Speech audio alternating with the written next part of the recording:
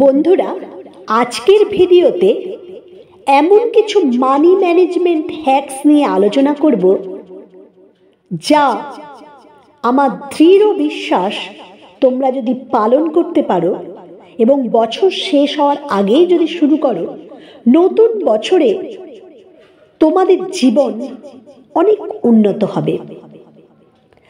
প্রথম যে management hack নিয়ে বলবো সেটা হলো, যারা স্মোকিং করো তাদের উদ্দেশ্যে বলছি,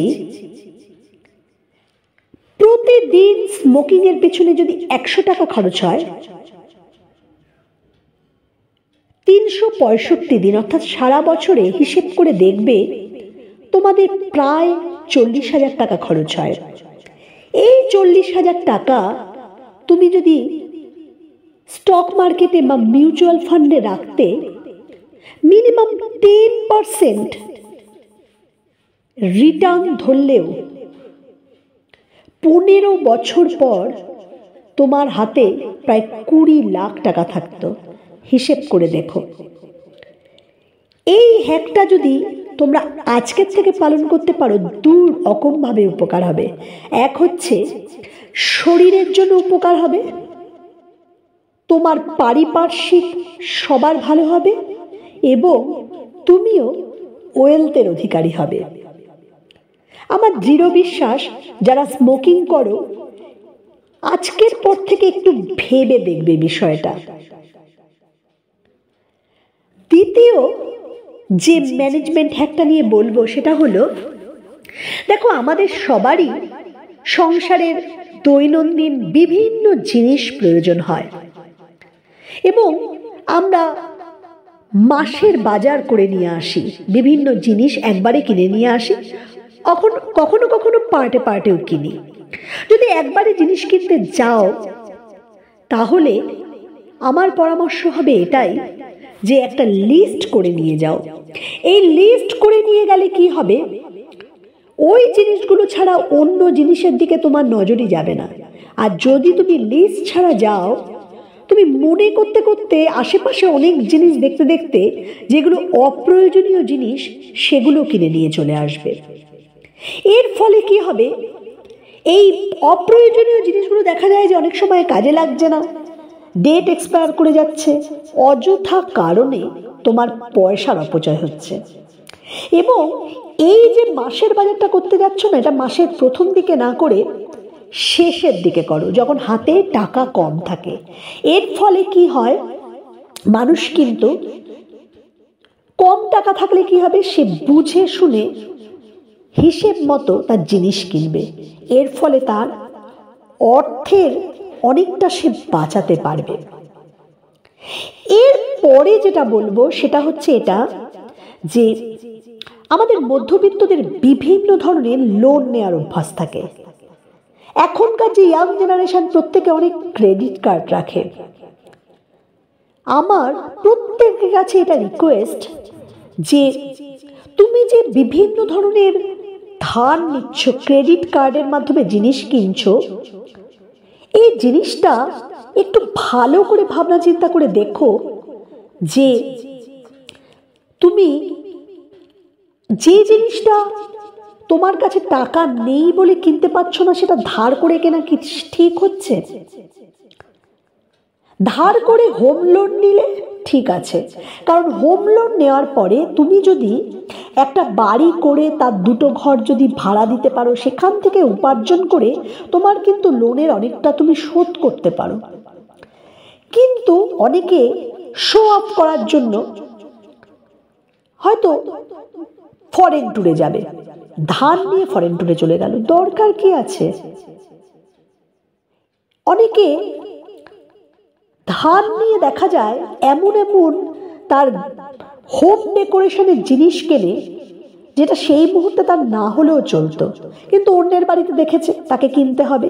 এর ফলে সারা বছর ধরে দেখা যায় বিভিন্ন ধরনের লোনের কিস্তি শোধ করতে করতে কোনো রকম সঞ্চয় আর করা হচ্ছে না।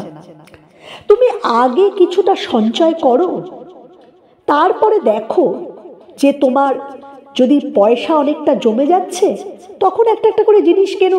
যে কোনো জিনিসই তুমি যদি ধার নিয়ে কেনার প্রবণতা তৈরি হয় না, তুমি দেখবে একটু যারা যারা এই কাজটা করো একটু ভাবনা চিন্তা করে দেখো, দেখবে তুমি কিন্তু নিরন্তরই লোনের মধ্যে চলছো, নিরন্তর রোজ মানে প্রতি মাসেই কিন্তু তুমি বিভিন্ন লোনের পারপাসে ইএমআই শোধ করছো। আমি প্রচুর জনকে জানি যারা লোন করে দামি দামি মোবাইল কিনেছে, প্রচুর ইয়াং জেনারেশন লোন করে বাইক কিনছে। এই প্রসঙ্গে একটা কথা বলি, তুমি দামি বাইকই কেনো বা যাদের গাড়ি কেনার ইচ্ছে হচ্ছে, তোমাদের কিন্তু 20, 4 আর 10 এই রুলটা অবশ্যই মাথায় রাখা উচিত। 20 মানে কি, তুমি যে দামের বাইক কিনবে বা যে দামের গাড়ি কিনবে তার 20% অ্যাটলিস্ট ডাউন পেমেন্ট করার মতো টাকা তোমাদের থাকা উচিত। এর থেকে বেশি দিতে পারলে তো আরো অনেক ভালো। 4 মানে কি, তুমি এই গাড়ি বা বাইক কেনার জন্য যে লোন নিচ্ছ সেটা 4 বছরের বেশি চলা উচিত নয়।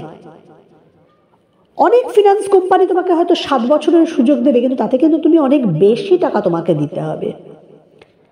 আর 10% মানে কি, তোমার যা স্যালারি তার 10%-এর বেশি টাকা কিন্তু এই গাড়ি বা বাইকের লোনের জন্য যাওয়া উচিত নয়।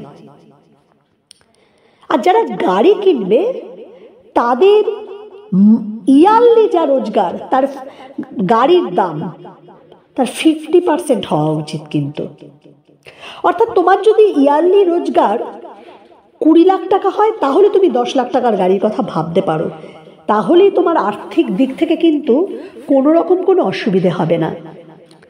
ইয়াং জেনারেশনকে আমি বিশেষ করে বলবো, যারা গাড়ি কিনতে চাও তারা কিন্তু এই কথাগুলো একটু ভেবে দেখো। এরপরে একটা কথা বলি যে আমরা প্রত্যেকেই কোথাও না কোথাও হয়তো কাজ করি বা ব্যবসা করি, আমাদের একটা মান্থলি, যারা ব্যবসা করে তাদের নির্দিষ্ট রোজগার হয় না, কোনো মাসে বেশি হয় কোনো মাসে কম হয়, কিন্তু অ্যাভারেজ একটা রোজগার তো হয়। এবার তুমি ভাবো যে তুমি 50,000 টাকা অ্যাভারেজ মাসে রোজগার করো,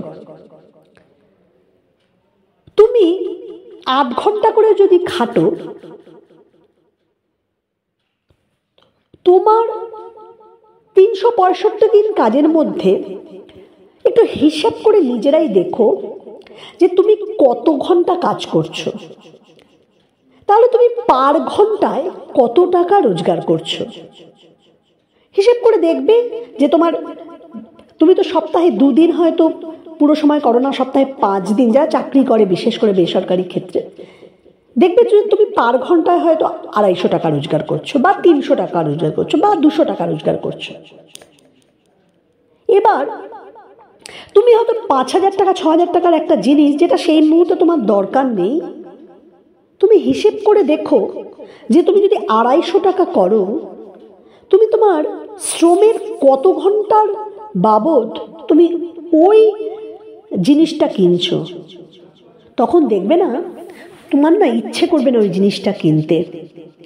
এই কারণে বলছি, কোনো কিছু কেনার আগে না একটু ভাবনা চিন্তা করো যে এই জিনিসটা এই মুহূর্তে আমার লাগবে। যদি না লাগে অযথা কারণে শো অফ করার জন্য সেই জিনিসটা কিনো না। যারা সত্যিকারের বড়লোক হয় তারা কিন্তু ভবিষ্যতের কথা ভেবে চলে। গরিব আর বড়লোকের মাইন্ডসেটের তফাৎটা কোথায় বলো তো? গরিব সারা জীবন কেন গরিব থেকে যায়? তারা না শুধু ভাবে যে আজকের দিনে আমি যা পাচ্ছি কিনে নিই, ধার দেনা যা হোক কিনে নিই। এর ফলে সে সারা জীবন তো নিজে ঋণের জালে জর্জরিত থাকেই, তার ভবিষ্যৎ প্রজন্মকেও এই ঋণের বোঝাটা চাপিয়ে দিয়ে যায়। আর বড় লোকরা ভবিষ্যৎটা খুব ভালো দেখতে পায় বলে তারা ওয়েলথটা সঞ্চয় করে রাখে। বন্ধুরা, আমি বিশ্বাস করি তোমরা এই মানি ম্যানেজমেন্ট হ্যাকগুলো এই বছর শেষ হওয়ার আগে থেকেই নিজেদের মনকে তৈরি করে পালন করার চেষ্টা করবে। তাহলে প্রত্যেকে আমরা কিন্তু একটা নির্দিষ্ট ওয়েলথের অধিকারী হতে পারবো। ভালো থেকো বন্ধুরা।